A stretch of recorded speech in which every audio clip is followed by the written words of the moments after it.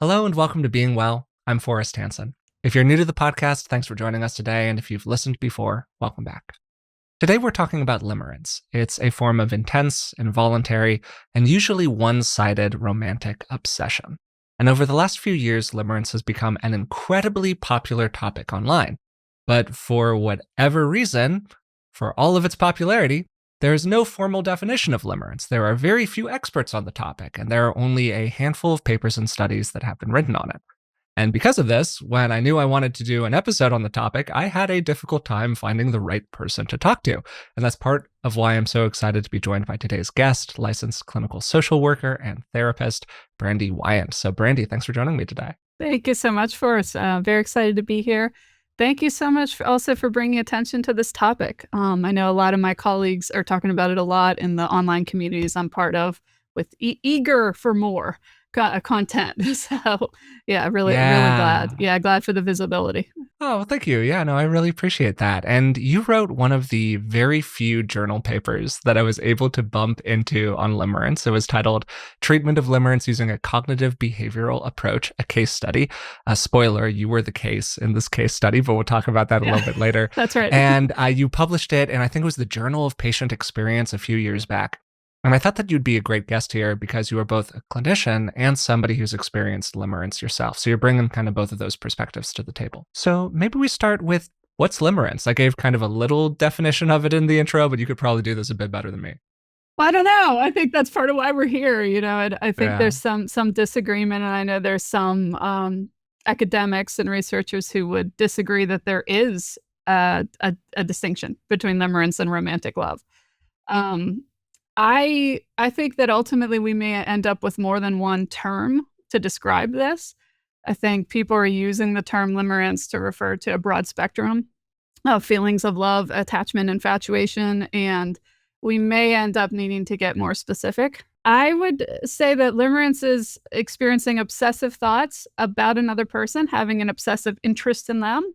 You might call it an attachment, you might call it love, you might not, but it's obsessive thoughts. This person's on your mind all the time. It's involuntary. You might not want it. You want it to go away. It's bothering you. You can't focus on other things. It's causing other consequences maybe for relationships. And along with sort of that obsessive interest, sometimes there's behavior is intended to try to either get closer to the person or to try to figure out how they feel about you. Because, and this is kind of key, you've sort of idealized this person. They're not someone you're in a relationship with, at least in the definition I'm using here. They're someone you're kind of admiring a little bit from afar, and you see them, you really have idolized them to the point you want to know if they like you back or hold you in the same regard, if they reciprocate the positive regard you have for them. And that uncertainty is what's driving it. That uncertainty aspect, I think, is a big part of it. And it's one of the things that you really emphasized in the paper. One of the lines that really stuck out to me, I'll actually just grab this real quick because, uncertainty is the driving force behind the development and maintenance of limerence. And this is another one of the things that kind of distinguishes it from other things like OCD. And I love how you kind of did this little distinction in the paper as well, where you talked about how in OCD, kind of uncertainty is the enemy. You're trying to avoid uncertainty through the usage of these different rituals or processes that you go through. But in limerence, uncertainty is kind of the whole point.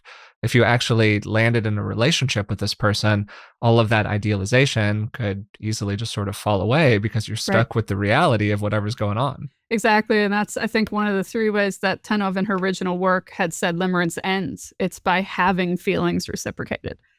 At that point, you might just call it love. I don't know that we need another term. So that's been a little bit of the controversy. But I think coming to it as a therapist, what we see behaviorally is very distinct. It's for someone whose ability to reciprocate interest is uncertain or unavailable. So as you said, that's the driving force. But I would add, I agree there's a distinction between limerence and OCD, though I think even with limerence, you're still dealing with a lot of anxiety. You're not necessarily happy with that uncertainty that you're sitting in. That is maintaining the limerence. But there's this end goal in mind of sort of achieving that closeness and validation from that person. So you're striving for something. You don't really necessarily want to remain in the limerence state. But it is true. I think with OCD, you're thriving on a doubt. Limerence, I would argue, you're thriving on hope. You're thriving on the hope that someday they will see you just as you see them. That's a really nice way of putting it. And I could imagine somebody listening to this right now and going, hey, how is this different from just having a really intense crush on another person? So you've Yeah. experienced limerence yourself. What's it actually like? Well, it is distinct from a crush. I'll just add, because I've had both. Feels different. Feels different. I've had both at the same time for two different people. A crush kind of implies, of course, crush can be painful if it's unrequited, but I think a crush is kind of implying an interest.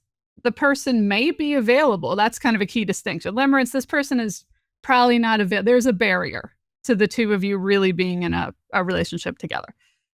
Crush, I mean, maybe that is going to be the start of a relationship. Maybe not, but it seems to have sort of a lighter quality to it. I think the way I'm defining limerence here, and again, I'm not the final authority, and there is some disagreement.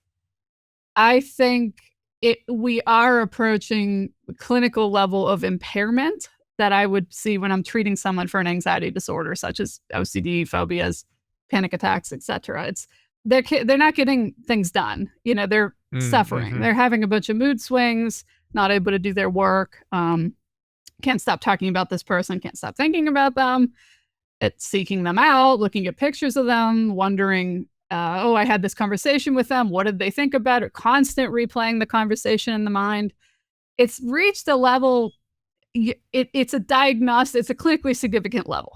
Maybe to get a sense of the scale here, when you were experiencing this, or maybe more, other people you've worked with who've experienced this, how much time is being eaten up thinking about this person? Like, how big a chunk of your life is this? I think it depends. I think you can kind of hide it and mask it, and there is a lot of shame around it, I think, a lot of the time too. But they're on your mind. It's all the time in the background. There's very rarely a moment they're not there. You might be able to do other things while they're still in the background. So I would say it can be constant or near constant. I think, though, everyone's experience is a little bit different. Limerence tends to be laid out in these kinds of stages that people have for it. I think there are 4 stages. Could you maybe go through some of the stages here so that people can get a better understanding if they're experiencing this kind of thing, where they're at in this process? Yeah, I think I don't necessarily want to quote the stages because they're not my theory. I think Sure, yeah. I read a recent scoping review that said there were 5, I want to say. And I have to admit, I don't remember what they were, because I think it does look different for everyone. I think it's similar to kind of the popularized 5 stages of grief. We know now not everyone goes through them all and not in the same order or look the same way. So I think that's true of limerence too. I will say this, though. I think it is most likely to strike for the first time shortly after you have met the limerent object, or LO, as you might see written. So you meet this person, or you're observing them from afar, even on TV, if it's a celebrity, or, you have some knowledge of them. For some reason, they are special to you, and you may not be able to pinpoint why. Something is pulling you toward them. You notice them. You start to think about them more. You start to think, oh, they're great.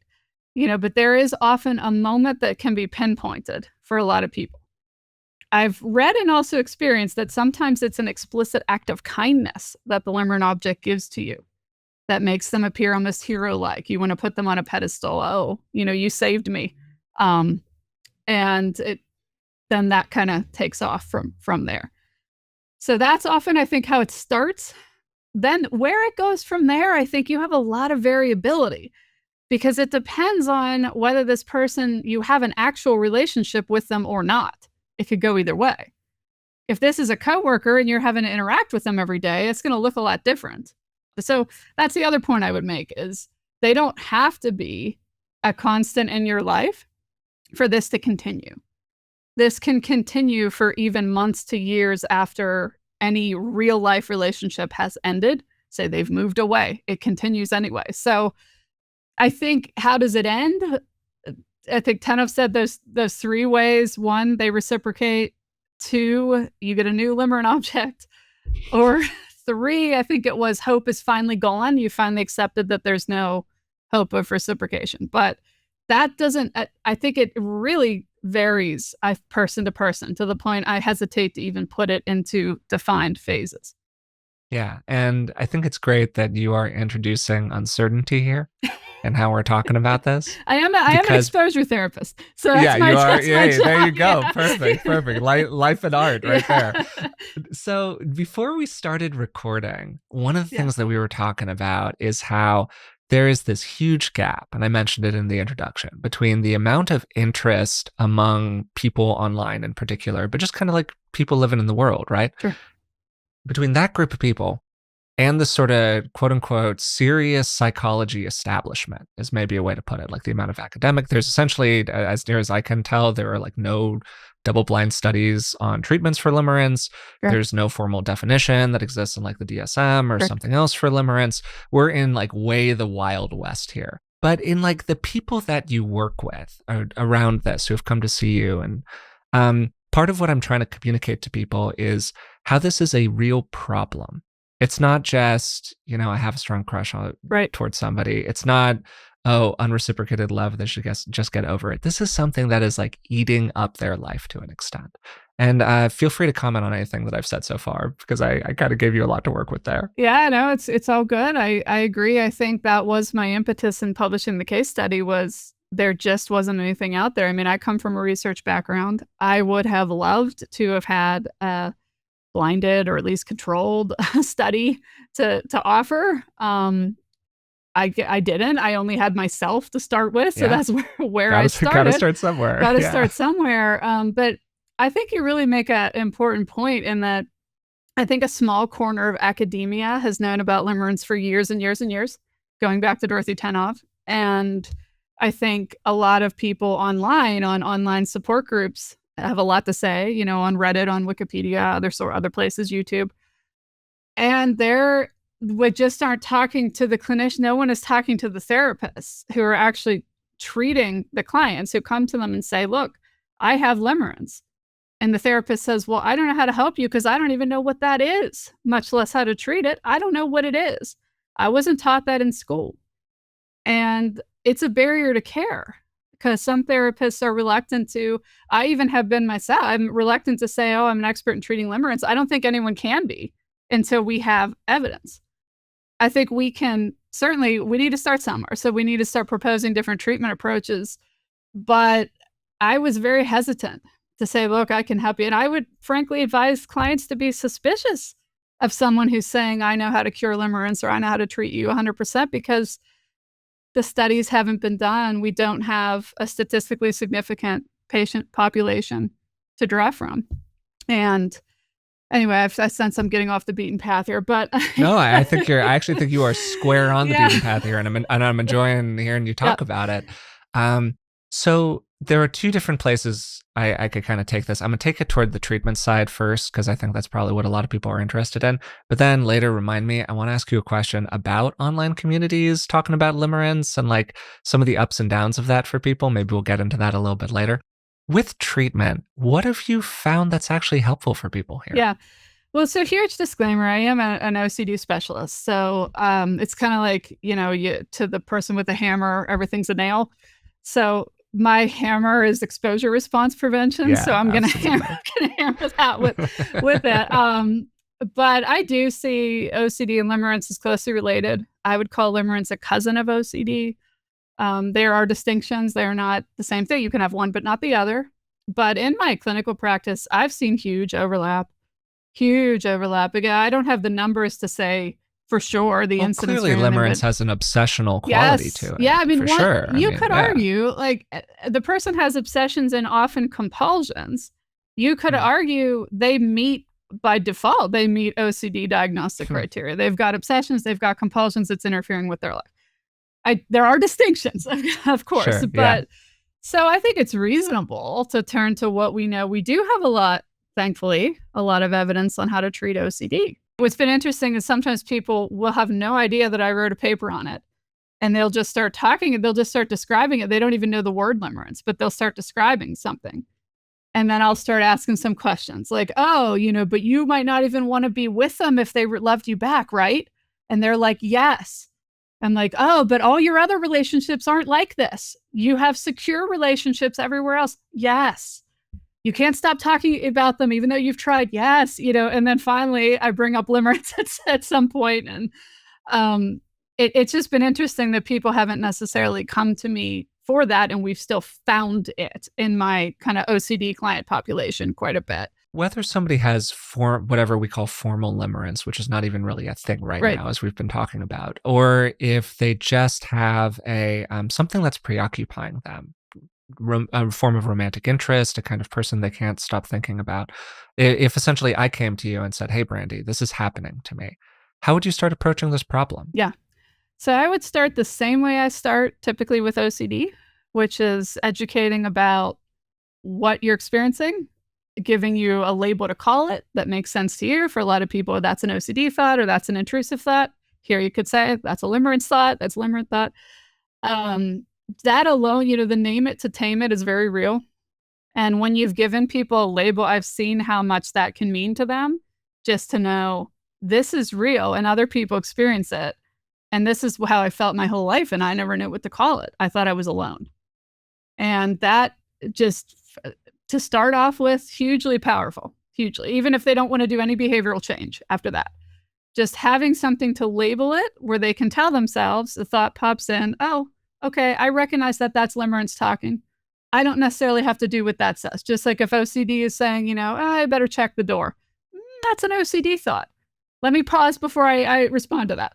So that's sort of my first step, is kind of getting them some label that they feel comfortable with. It doesn't have to be limerence if they don't like that word.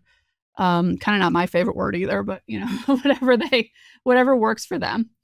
And then practicing from acceptance and commitment therapy tradition, thought diffusion.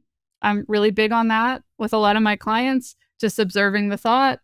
My clients, especially the kids, they love the sushi train video that Russ Harris has. Look it up, sushi train.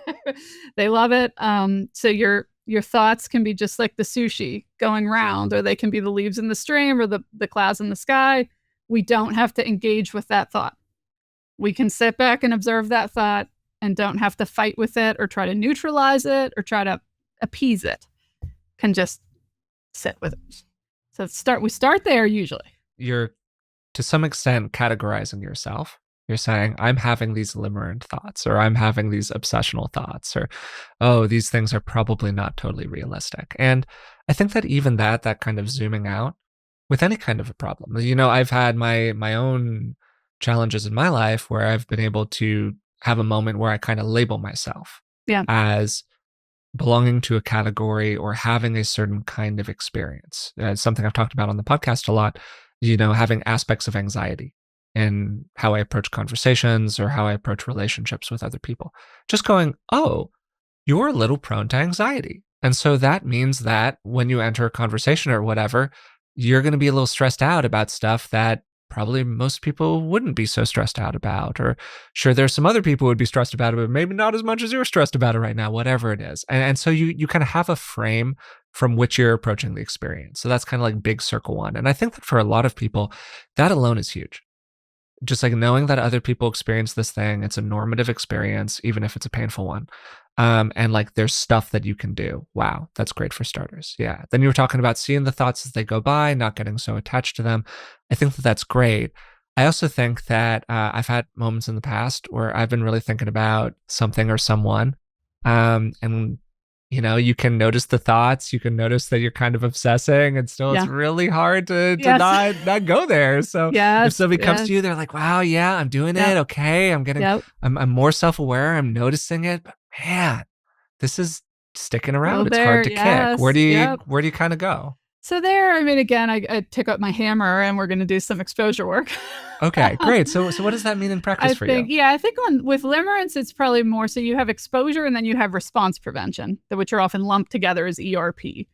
And with limerence, I lean more on the response prevention side of things, which means look at what they're already doing to try to approach this limerent object and prevent those responses. So restrict the behaviors that they're doing. with their, obviously their consent and their buy-in and all that. So I'd have them maybe take an inventory of what behaviors are you doing to try to achieve, closeness or positive attention from this person, and list them out. And then maybe, what's your kind of high, medium, low in terms of difficulty. If we asked you to stop it, we're not going to ask you to change everything overnight. It's going to be a stepwise process, but what are you willing to try to change? And I like to be very collaborative when I have that process with clients. I don't like to say, look, this is the protocol and you have to follow it. And kind of as a side and maybe a bookmark for later, I don't know that a no contact approach to the limerent object is either necessary or optimal, which is probably a very controversial statement. But I think where I come from, again, from exposure therapy, we don't we don't avoid things that cause us anxiety. That's kind of our guiding light. You don't avoid things. And this person is real. So to try to artificially cut off, I would agree you probably don't need to be rereading an email from them all night. That would be on my list of rituals for you to work on cutting it back on. But I think the no contact, I kind of equate that to abstinence only and substance use disorder treatment, which is probably a whole other podcast episode, but it's not the only game in town, as we know now doing research in that space. And I think for a lot of people, it's also not practical, or you wouldn't have buy-in. You wouldn't have buy-in from clients that they say you have to go no contact with this limerent object, and that's how you're going to get better. I think you have to manage your behavior no matter what the world is doing. There are potential limerent objects out there. Just like I'm treating someone for contamination OCD, I don't say, well, you'll never wash your hands again. Of course you are. You just don't need to wash them 10 times. So I could talk more in detail about that, but the no contact kind of approach has been historically recommended, and I might push back on that a little bit. It might be appropriate in some cases, certainly, especially if the person's behaviors are so the urge to like approach the person and talk to them is so overwhelming. Maybe you do need some space, some distance, but I just think with exposure work, like we live in the world. We don't create a world to fit our anxiety. Another thing that I've heard you talk about is forms of cognitive restructuring. Yeah. Like listing out common thoughts that you're having about the person, about the limerent object, or even maybe about yourself, about the nature of relationships, who knows? And getting a little bit better at identifying some of the distortions that might be there and then trying to correct them in different ways. Could you give an example of this? Sure. And I'll give another caveat, which is that I don't typically do that kind of work with OCD necessarily, because OCD is going to say, I know it's irrational. I know the thought's distorted. I don't care. I'm going to check that the door is locked anyway. So I think you have to kind of know your client if you're going to use this approach. But for some clients, I think it could be very helpful and appropriate. In the paper, to get back to your question, an example might be, let's list out the ways that you really wouldn't want a romantic partnership with this person. Would you really, if they really reciprocated an interest in you, would it really work out?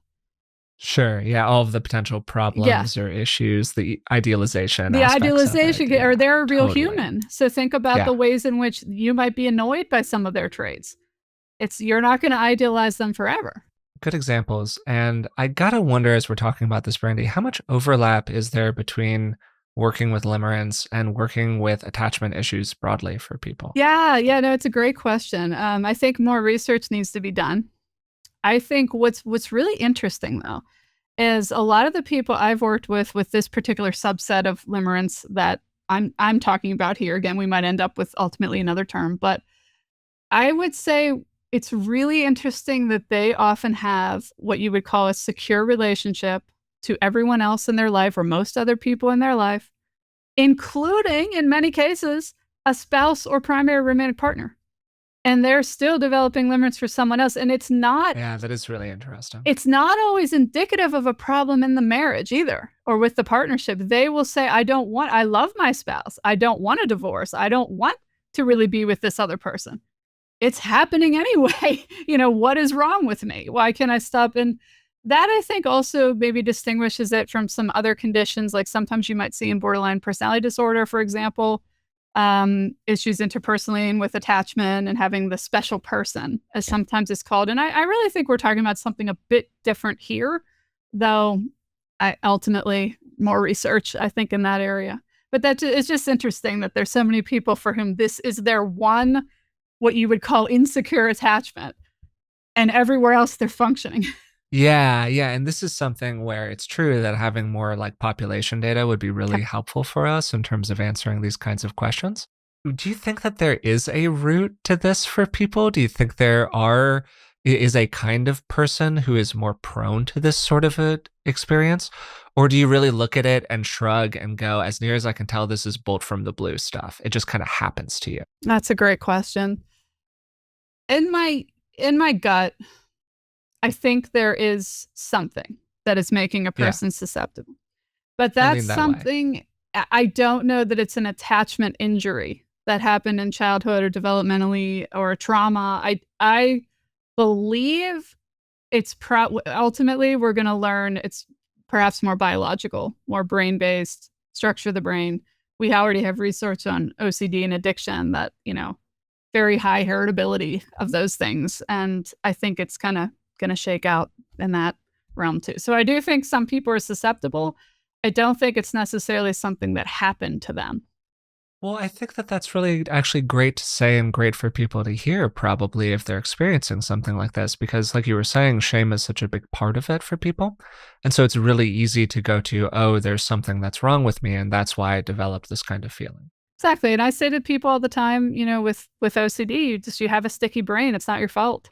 This is how your brain is. There might even be benefits of it, although that's another controversial topic. I don't know. We want to open that can of worms, but I try to get them to just sort of realize this is how my brain is. This is the brain that I have. I have to accept that this is my brain and try to play to my strengths, just like any of us. So maybe asking you a little bit about aspects of your sticky brain, if you're comfortable talking about it. Sure.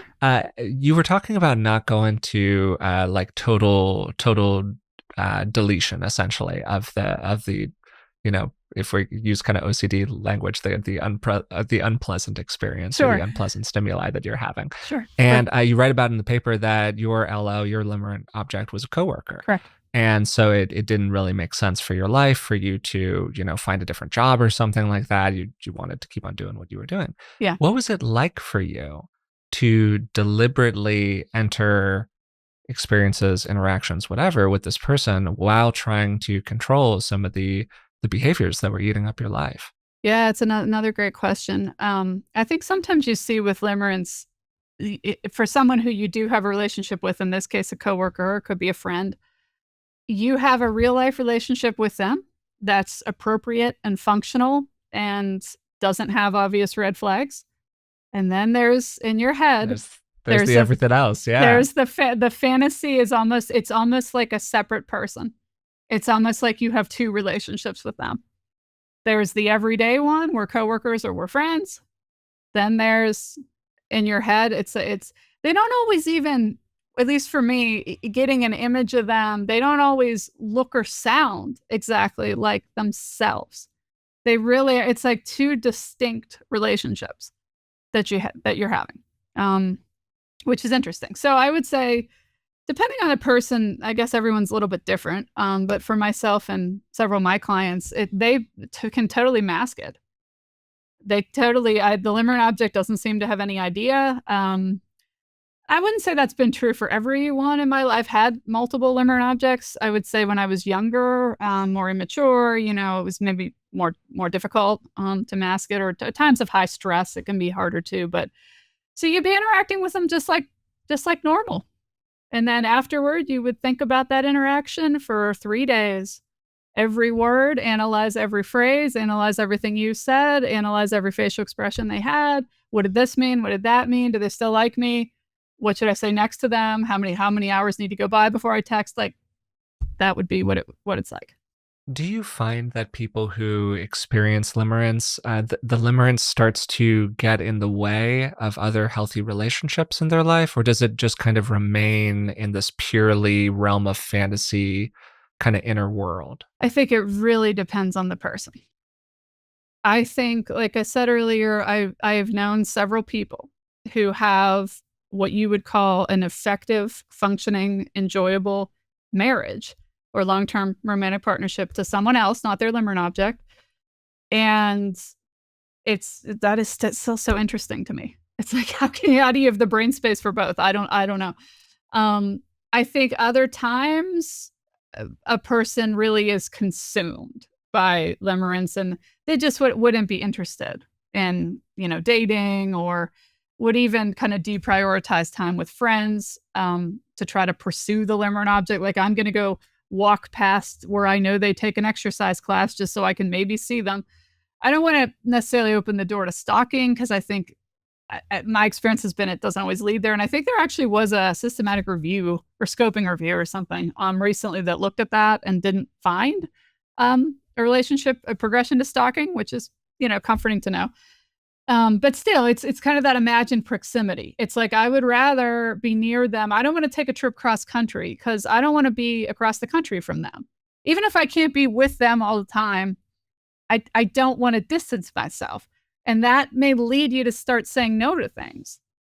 Or like, I want to leave my calendar open just in case this friend that I'm limerent for wants to make plans. I don't want to make plans with someone else. The rest of you kind of pale in comparison. I love you, I want to spend time, I want to still have my other friendships, but you're not them.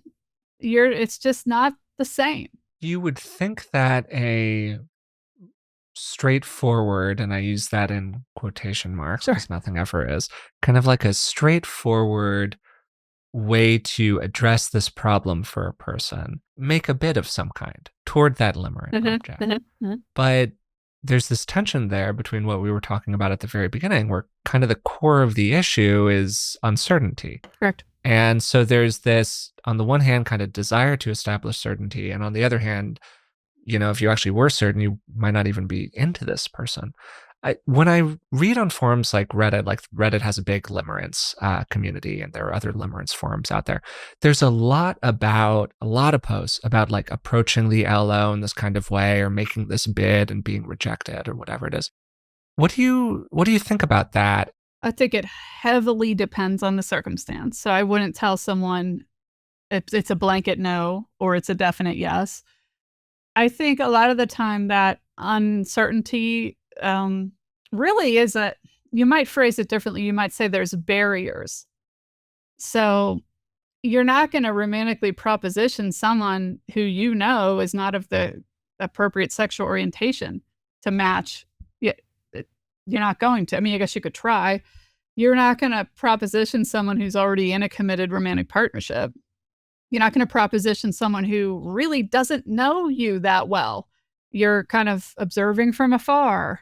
Maybe there's friends in common. Maybe it's a distant classmate, or distant relation on your spouse's side, something like that, distant coworker. Sure. Because so often it's not really a realistic relationship. It's not realistic, right? Yeah. So I don't know that. It's interesting that there's so much content on that, though. There's so many posts about like, I told my limerent object that fill in the blank. It's one of the most common kinds of posts that you see on these forums. I wonder if that gets to, maybe this is where we're splitting off and we're talking about two different things under the umbrella of limerence. I think what I'm talking about is more so there's clear barriers. Not that you couldn't, again, I think it just really depends on it, because I also would say what you want from this person isn't really a romantic relationship a lot of the time. What you're wanting from this person is total validation and acceptance. And it's definitely not sex either, maybe there's that on the side. It could be both sexual attraction and limerence at the same time, perhaps, but you're not looking to be, I don't want to, it's not about dating. It's about achieving that. You almost want to achieve for yourself the same status that you see that you hold them at. I think that's a fantastic line there, Brandy, that like what you're looking for from this person is not romantic love or not even necessarily sexual attraction or something like that. It's that total acceptance or like that total seeing of you in that same way. And I could imagine a kind of attraction inside of a person, a kind of desire for that sort of an experience, particularly if there are moments when people talk about limerence where aspects of it feel, and this is sometimes the problem with experiences like this, they can feel so good in the moment.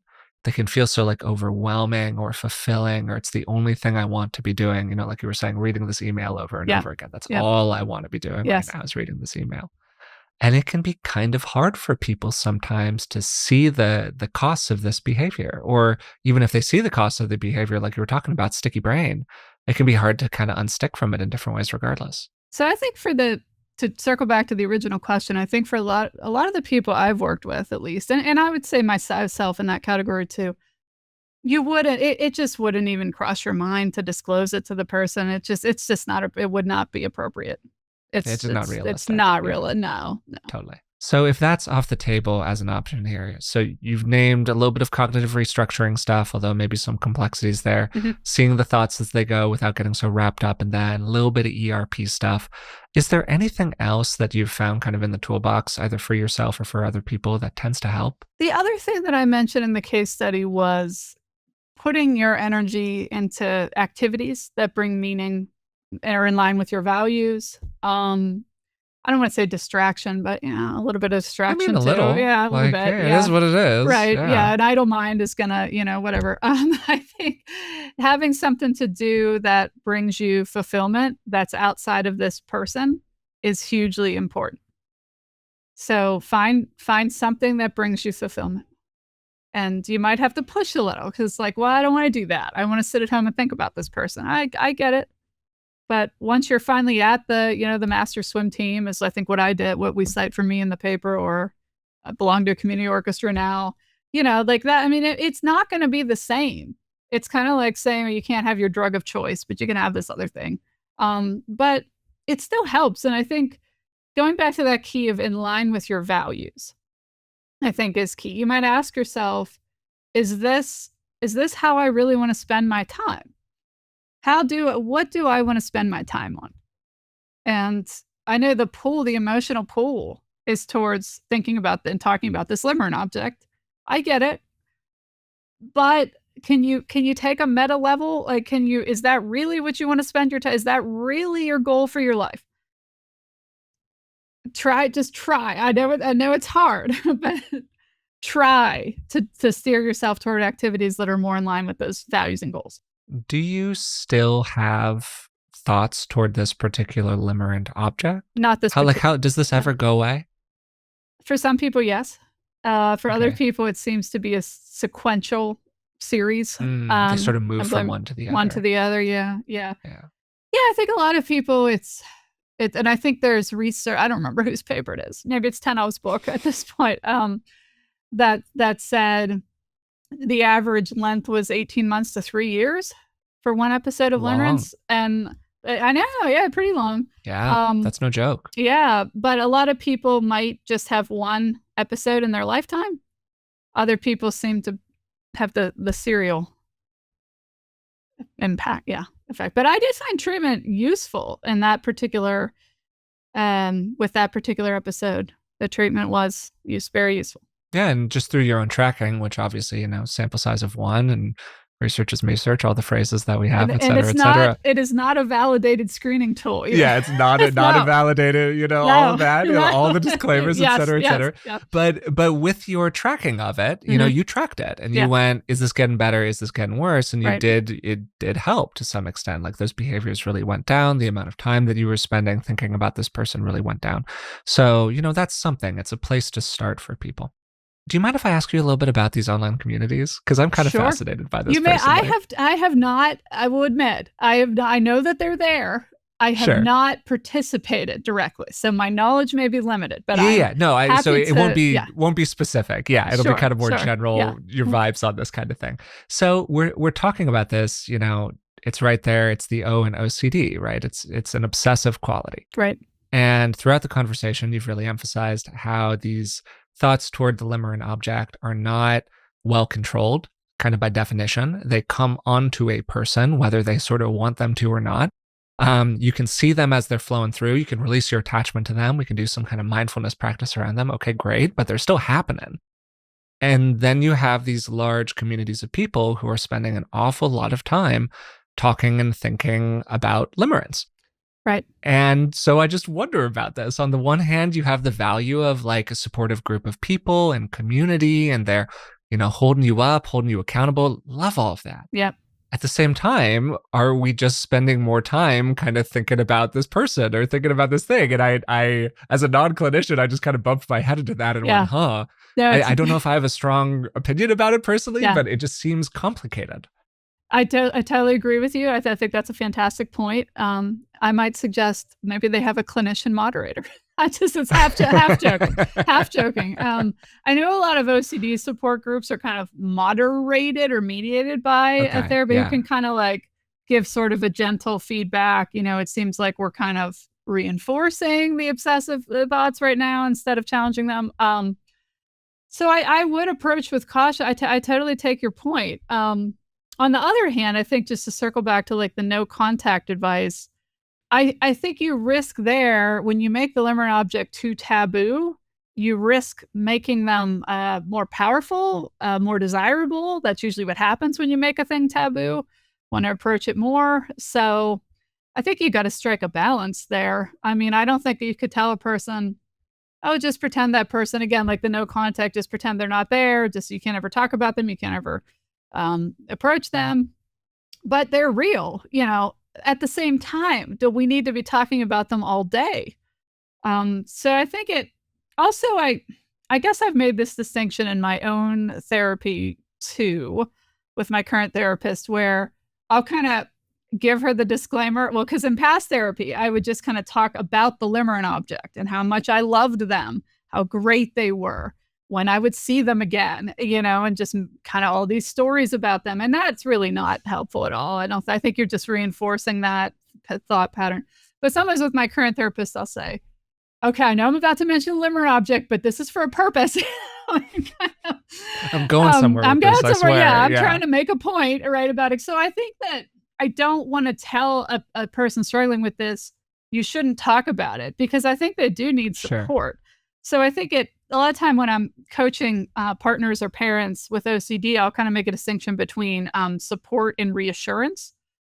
And like if someone's seeking reassurance, it's kind of like, am I going to get hurt? Am I going to get sick? Is everything okay? What do you think about this? Did I make a mistake? Did I do this wrong? So we would encourage the partner not to answer those questions, but still to provide support. I know this is hard. I can imagine you're anxious about this. What are some strategies? Can I help you with a strategy around this? And I think that is what we need. So I hesitate to tell people not to reach out to each other, because I think we do need support. And like you said, the accountability. I worry though, letting people talk too much. I think you're walking a fine line. So my answer is balance between the two. Yes, and I think that's a good answer. And I think it's telling that so many of the things that so much of what we've said today is some version of yes and, or it's complicated, Yes. or, this is tricky stuff. Yeah. Related to the this is tricky stuff part of it, just out of my own curiosity, when you first started to treat your own limerence, or when you work with people, when you first start working with them around theirs, is there the experience of a extinction burst or something like that, where in trying to sort of work with these thoughts, they actually become more intense for a little while? Good question. I haven't seen it personally, but it might. I wouldn't say it couldn't happen. I would say I just Okay, haven't noticed it, but it would make sense that it might. I'm just sort of thinking of somebody who's listening to this. They're having a moment where they're going, "Oh yeah, that is what I'm experiencing. I am experiencing some of this." They try to start to work with it themselves. They feel like it gets even harder to deal with. It's just something I would sort of like to prepare people for. I think I've seen more often, again, small sample size, not statistically significant. I'll say that like a broken record, but I think I've seen more often people. It's relief. It's relief to have the name for it, because prior to learning that there's this name and this very limited research, but we still have some, they were really floundering to understand this because it was so unlike everything else going on in their life. And they didn't know who to talk to about it. They didn't know what to call it. Didn't have a language for it.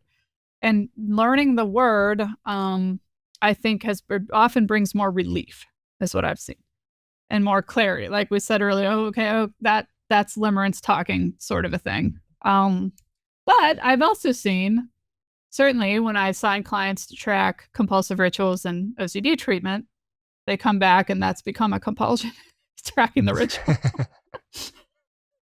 I Oh, don't mean to laugh, but there is a certain you know, irony I to just it. shouldn't laugh Yeah. either. But it, you know, so now I've learned to give a warning about that. But it's, so you can overdo anything. I think you can get into anything. I think that's just a human nature kind of a thing. You learn about something and you're like, yeah, you know, now I'm seeing it everywhere. You learn a word and then all of a sudden you see it everywhere. It's that same phenomenon, maybe. Oh yeah. Yeah. And you know, you go through aspects of your own therapeutic process and learn something about yourself. You start seeing it in other people all over the place Yep. or whatever it is. It's really normal stuff. Is Yeah. there anything that we haven't talked about yet that you think would be helpful for people to know about limerence, about approaches to working with it, just whatever you think would be helpful here?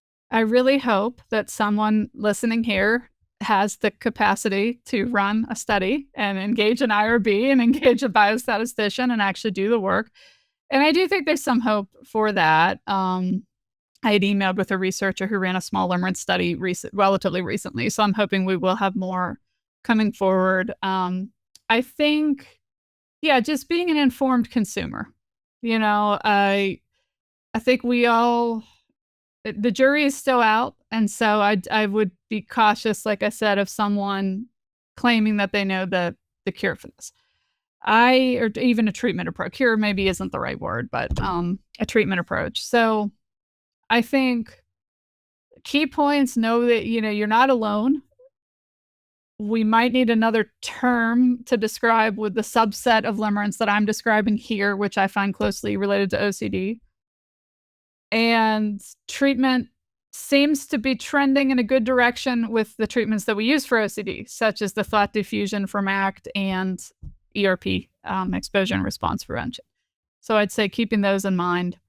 Also knowing I don't think there's one right way to approach this. I think if you feel that no contact is best for you, just like someone with dealing with a substance use condition, if they feel abstinence only is the right approach, okay, great. I love it. I applaud it. It's not the right approach for everyone. So I think I would just be cautious about anyone saying there's one way to treat this, because I don't think there is. I even think that's an interesting comparison. In Al Waken's paper, he had mentioned OCD and then substance use disorder, both related to limerence, but it was neither one. It fit into neither bucket. I would argue that that's true. I don't love the term love addiction. I don't. I know sometimes I've seen that that's being used as a synonym for limerence, and it's probably just a semantics thing. But I kind of come from a harm reduction background. When I was working in research and consulting for the federal government, we were kind of taught, don't say addiction, don't call someone an addict, say substance use disorder, relationship with substances. So that's just sort of a knee-jerk negative reaction I have. But I think ultimately we need more research on, is limerence the same as love addiction?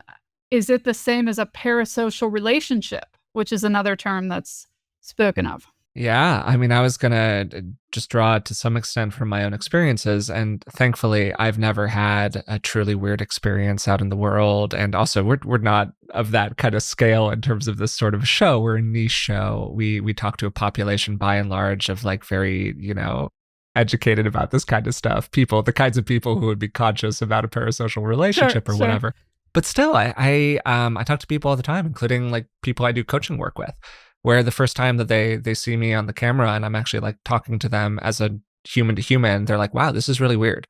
Because I've only heard you kind of talk at me. I've never heard you talk Yeah. to me. And I feel like Yeah. I know you, but you don't know me at all. I'm like, yeah, man, welcome to my life at this point. Yeah. So it is a strange thing. And there is this kind of limerent quality to it. It is, yeah, and that's another area I would like to see more research done, is because I have seen people have this for someone they really don't know at all, could be a celebrity, but or just like a local celebrity, you know, the celebrity of their company or something, and they don't have direct contact with this person really at all. So it's very one-sided, but yet it feels the same as, and this is why it also gets tricky to approach this or tell someone what's the right way to approach it, is It's very different if this is your friend or your neighbor and you have a real relationship with that person. And what are you going to do? Sell the house? Because Yeah. Yeah. versus someone who isn't in your daily life. I think you have obviously a great deal more control over how much content about them that you consume.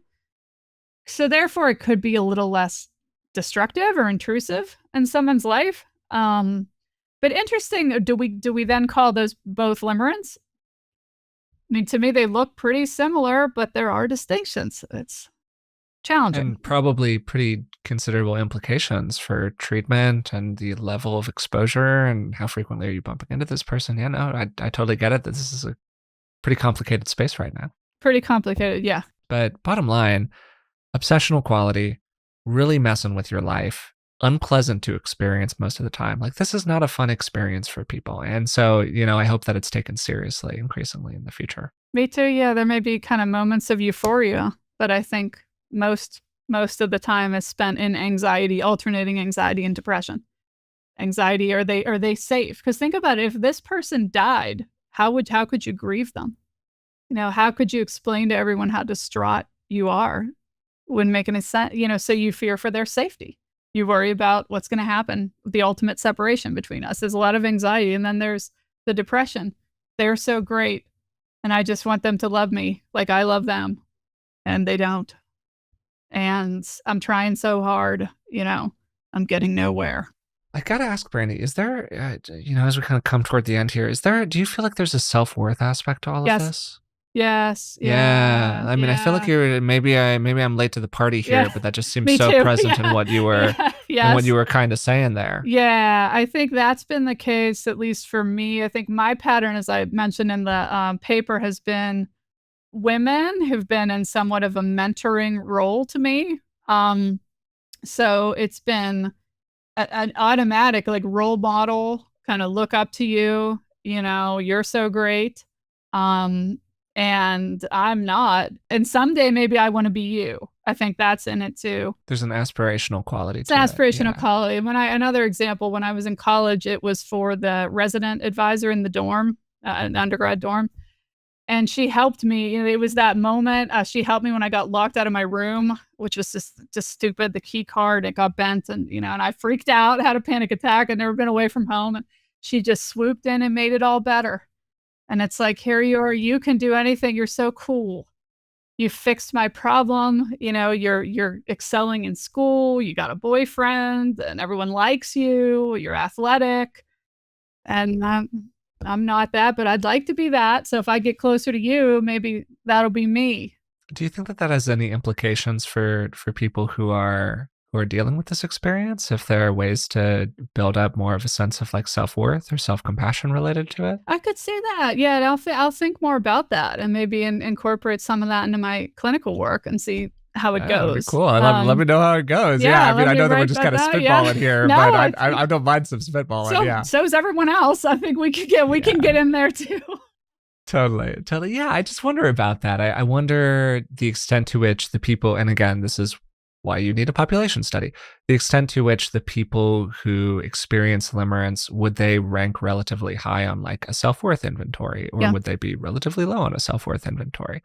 And because then that would have all these implications for treatment. And, I can think for myself, when I've had sort of normative crushes on people or normative attractions to people, I don't think it's really in general been coming from a one down position. I mean, maybe a little bit. There's kind of a sense of aspiration, or like, wouldn't it be so cool if that kind of person were into me feeling to it? Yeah. But it's not so full of what you were sort of describing there, with this kind of aspirational quality attached to it. So I wonder about that as a distinction. Yeah, and it may be that, again, the population level data would be great. It could be that ultimately this looks different for different groups of people. Yeah. And I could be describing one subset of it. Yeah, for sure. Whereas maybe for somebody else, it's like, oh, this would be so perfect because it's such a great fit. Right. Like there's an incredible match between this person, but it just can't happen for A, B, and C reasons. It's totally unrealistic. Right. Yeah. Yeah. Who's to say? It's tough. Yeah, no, that's a great insight. I will think more about that for sure. Hey, love it. Let me know. I'm Yeah. honestly curious about it. So, Brandy, I really appreciate you taking all the time today to talk to me about this. It's a great topic. I hope that there's more content that gets produced by it by, kind of academic types or clinicians and so on.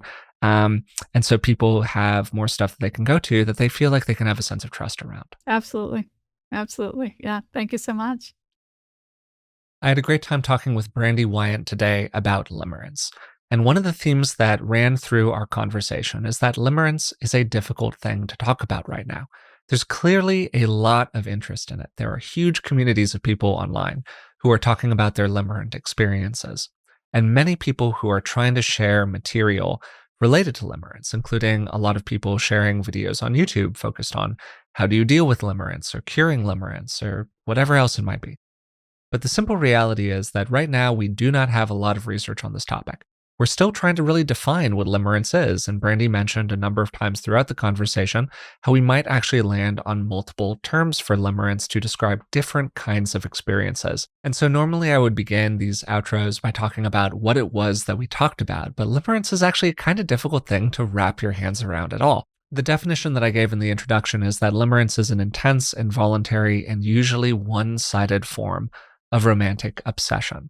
Brandy then clarified this a little bit throughout the conversation, and I loved the line that she had, where she really said that limerence actually wasn't about the other person reciprocating love. What you're wanting from this other person, this limerent object, is not romantic love. It's total validation and acceptance of who you are as a person. Because there is so much idealization in limerence, if you actually got the love from the other person, if they were legitimately interested in you, even if it was totally unrealistic, if they were legitimately interested in you as a romantic partner, it's possible that aspects of the limerence would really fall away for you. People have been trying to figure out what limerence is exactly for a while here. Dorothy Tenov came up with the term in the 1970s. She wrote the book Love and Limerence. That's where the word comes from. And her definition was that limerence is quite similar to the feeling that arises for people in the early stages of a relationship. For her, in the early stages, you really can't tell the difference between love and limerence. It's intense, sure, but it's not inherently problematic. Then this person that Brandy mentioned a few times during the conversation came along. His name is Al Walken. He's a psychology professor at Sacred Heart, and he worked for Tenov for a short time. He's also one of the few people who's done focused academic work on limerence. And he found that limerence was more problematic and thought that it should actually be recognized in the DSM as a disorder. Limerence tends to come out of the blue for people. He defined it as a combination of addiction and OCD, and Brandy raised some questions about that during our conversation. The person is thinking of the other individual, the limerent object, as much as 90% of the time in Walken's conception of it. Many people describe the onset of limerence as really coming out of nowhere and being very intense.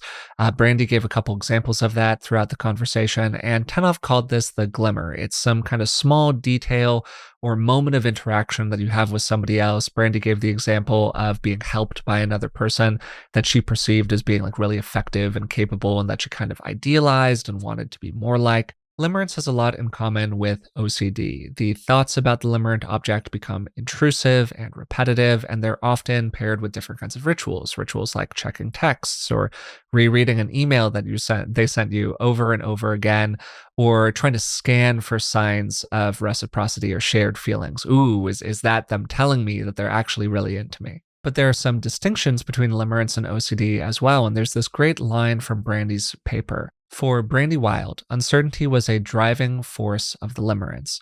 Brandy believed that should the limerent object express interest in a committed, deeper relationship, the limerence would dissipate, which is consistent with Tenov's reported observations.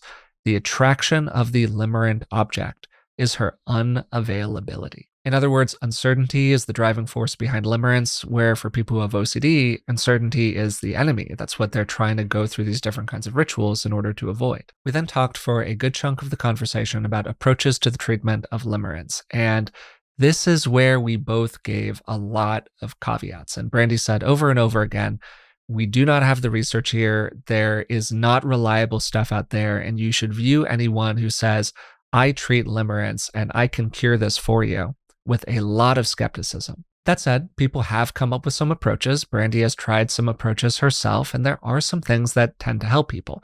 While limerence isn't formally recognized in the DSM, there are some CBT strategies that are used for OCD and addiction that seem a bit promising. Things like thought stopping and reframing, exposure and response prevention is something that Brandy mentioned a good bit.